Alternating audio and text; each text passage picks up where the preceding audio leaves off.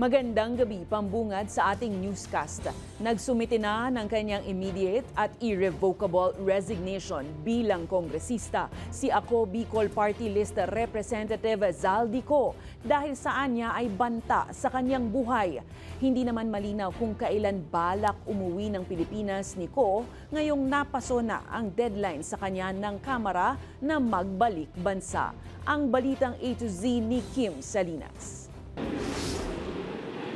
Opisyal nang nagbitiw si Ako Bicol Party List Representative Eli Zaldico bilang kongresista dahil saan niya ay matindi at direktang banta sa kanyang buhay at sa kanyang pamilya. Sa isa pang pahayag, sumulat na rin siya sa Ako Bicol para sa kanyang leave of absence mula sa partido. Bago ang resignation ni Ko, pinagbabato ng putik ng mga progresibong grupo ang mga larawan ng mga politiko na iniuugnay sa korupsyon sa flood control projects.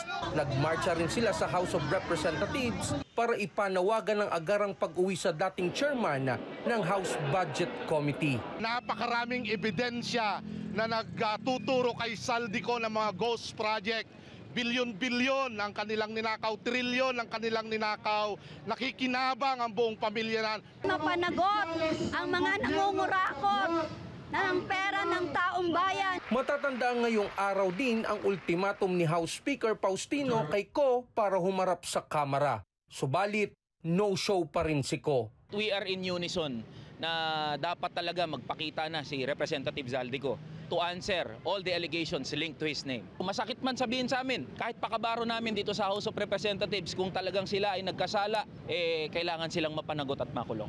Una nang sinabi ni Ko na intensyon umano niyang umuwi sa tamang panahon para harapin ang mga akusasyon sa aniya ay tamang forum.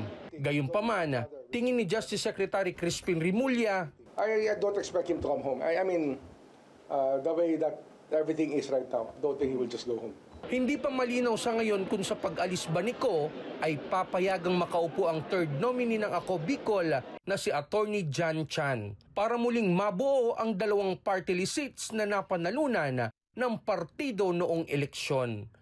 Para sa Balitang A to Z, Kim Salinas.